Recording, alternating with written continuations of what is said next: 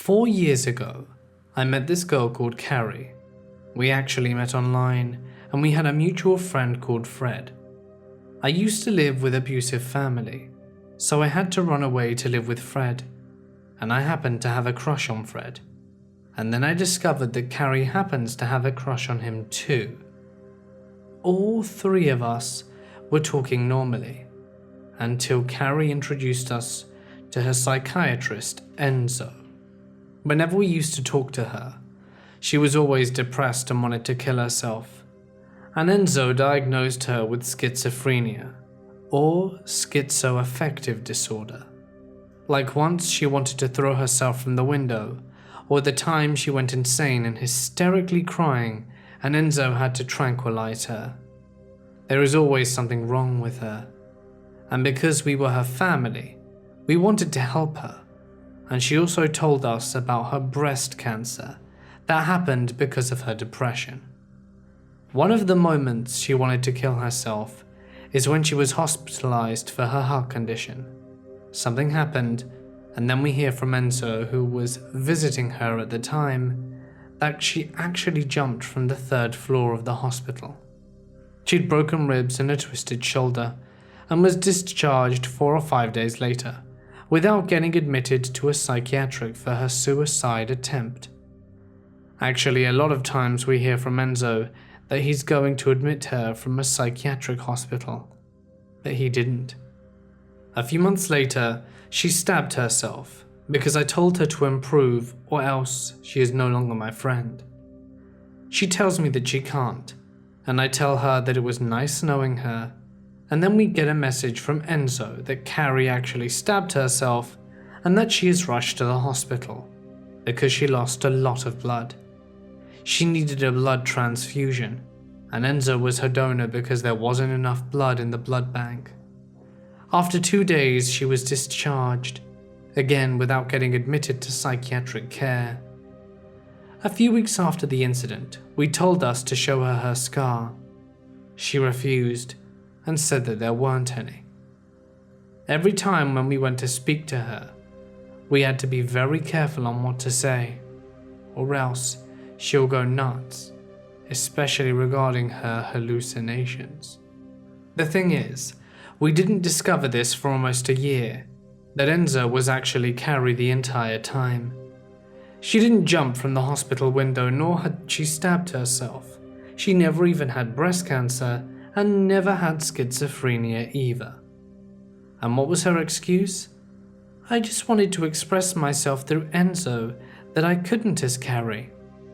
We caught her when Enzo actually told us that he wanted to kill her, and that Carrie was his lab rat, and that he was done with her. We seriously found that so fishy, so we googled his full name and found nothing. We even went to ask people from the same country she lived in about the list of psychiatrists there, and we found nothing. And she also went on to create at least 5 to 6 more other people. She went back to tell her friends about us, ditching her for catfishing.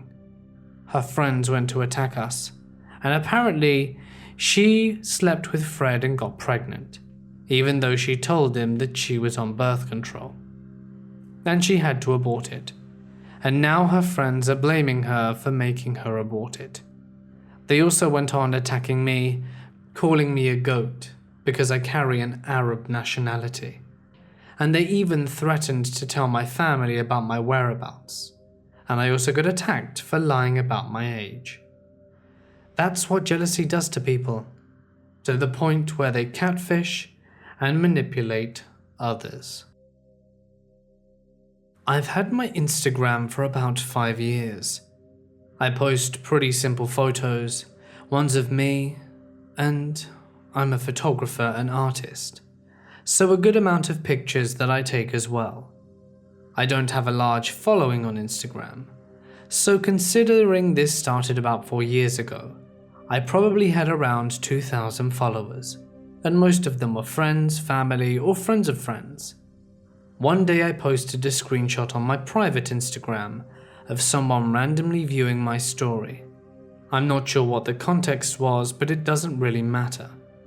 Soon after, a friend of mine pointed out that one of the Instagram accounts that was viewing my story had a profile picture that was a photo of my friend, so I immediately went to their account. I noticed that all of their pictures were ones screenshotted from my account, and I immediately began freaking out. They went by a kind of Russianized version of my name and had about 1,000 followers. I was baffled. This account didn't last that long and was receiving probably more activity than my own. I was confused, but I also knew that that was what happens when you have a public Instagram, and some catfish isn't going to ruin my life, so I reported it and moved on. Soon after, I started getting messages from random Instagram accounts that all seemed to be coming from Russia. They would send me messages and screenshots of different accounts that also all seemed to be in Russian, of people pretending to be me. I started to panic more, and I knew that not only was it not just one person, but that many people knew about it, and genuinely thought that I was a completely different person than I was. I kept reporting these accounts, and they would mysteriously delete and then show up again under new names. But at this point, my Instagram account was blocked by pretty much all of the Catfish accounts. I logged into a friend's Instagram. I noticed tagged photos of the Catfish of me. Drawings. Many drawings. People drawing me, who they totally thought was some random Russian girl. There was a Twitter account, a YouTube account, a VK, which is a Russian-based social media account, a Facebook account, all under this fake name and using pictures of me. I finally got a lot of fake accounts to be deleted and felt relieved. Then, probably about 6 months later, I got another message on Instagram for some other random Russian account sending me to yet another fake profile pretending to be from me. The first thing that stuck out to me was the fact that they had a photo of my mum from when I was a baby. A photo that was only available on my mum's Facebook, which was not public. I panicked, reported the account, and told all of my friends to do the same. Then I got curious. I started wondering who these people were, and where they were finding these accounts. I went deep back into my Instagram DMs, and found that these accounts were also now catfishes of me. I don't know what part of me thought that it would be a good idea to message them, but I did, and I ended up having a very long conversation with them. What they told me was that they used the photos of me because I looked like them, and they were very self-conscious. They even said that they show their family photos of me and pretend it's them. One day, I tried to log into my Instagram, and it said something in Russian, that someone had made numerous attempts to reach my password. It was insane. Basically, I'll save the time and effort and say that this went on for another 3 years, happening randomly every 6 months. Finally, there was one account made using my own name. I was so furious and had completely given up, and a few of my friends messaged them and told them to delete the account. They then DM'd me, apologized in broken English, and then decided that they were going to turn their account into a fan page. Again, not super weird. I even got to a point where I was considering calling up the producers of Catfish or something, literally anything. The fan page was running for about 3 months, but it seemed to me that they had deleted it. I still get weird messages from Russian accounts that seem too similar to the others, but I don't feel freaked out by it anymore. This whole situation sucks because I was never directly threatened or put in a situation in which I felt like my life was in danger, so I couldn't go to the police. But there were definitely times when I felt like I was being watched too closely, or for someone who was not famous or anything near it. Not really sure how to end this, because it may never do it, but I hope to never meet you again. I broke up with my long-term girlfriend not too long ago, and that is what led me to online dating. It can be hard for a girl who's interested in girls to find people online. I never had much experience before, or much faith in the system itself. And when I tried all those years ago, I got no results. So that left me bitter and with very little optimism. However, whilst on there, I was talking to a number of people. Not all of them was I interested in. Some of them I saw as only friends for the time being. There was this one really nice girl called Carol.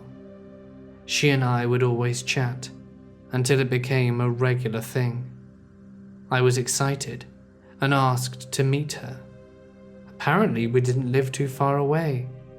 There was a city in between both of us that was roughly equidistant, and we could meet there one Saturday afternoon, I suggested. She said that she would, and so that Saturday, I got all dressed up and made my way there. It was about a 45-minute drive, and I was getting butterflies in my tummy, because I really liked this girl, and I hoped that she liked me too. I sat down in the restaurant parking lot, waiting for her Toyota Prius to arrive, but it never did. Getting frustrated and concerned, I resorted to messaging her via the app to see if everything was alright and that she hadn't had an accident. I didn't receive a reply and went home very disheartened. It wasn't until the next day in the evening did she send me a message. She told me that she had gotten into a horrific car crash and that she wouldn't be able to walk again. I was horrified. I'd met such a nice person for this horrific thing to befall her just because of me wanting to see her, and I felt incredibly guilty. She told me that she would be in touch, and I didn't hear from her for a few weeks. When she got back online, she told me that she had an excellent physiotherapist and that she was now back on her feet, despite her telling me before that the doctor said she would never be able to move again and that she was paralyzed.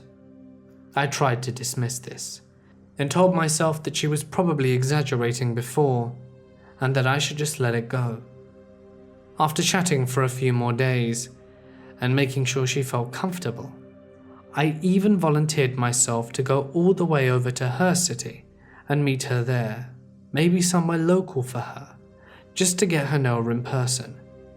She jumps at the offer and agrees, and so I start preparing myself for the date next weekend.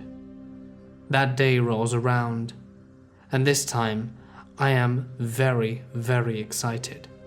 We've spoken a lot more, and I genuinely feel like she's someone I can have a very strong connection with.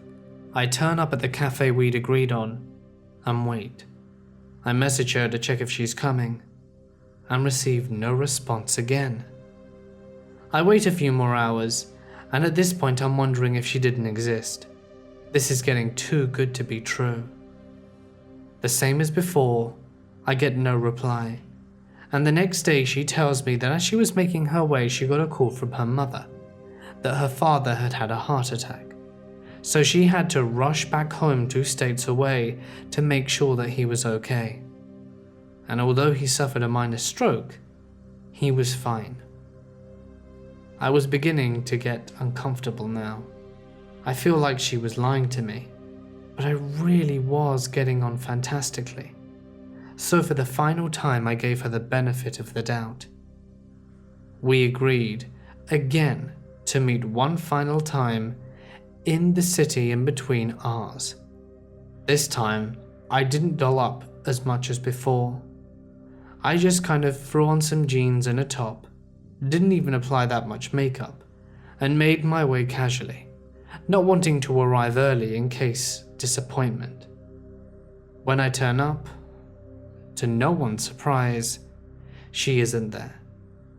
I don't receive a message, and unlike the other 2 times, something tragic and horrific didn't come through my letterbox during the next few days.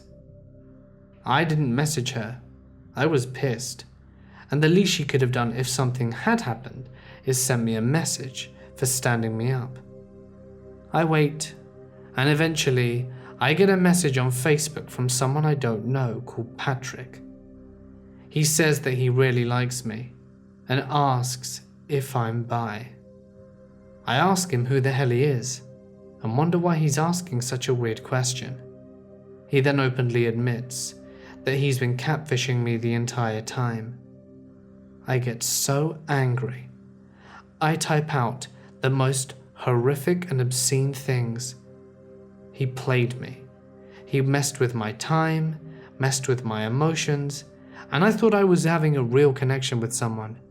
And it was all just a sick fantasy for him, in order for him to laugh at my expense. I wanted to report it to the police, but I don't think they do anything for this kind of stuff. I was deflated and didn't use online social media again.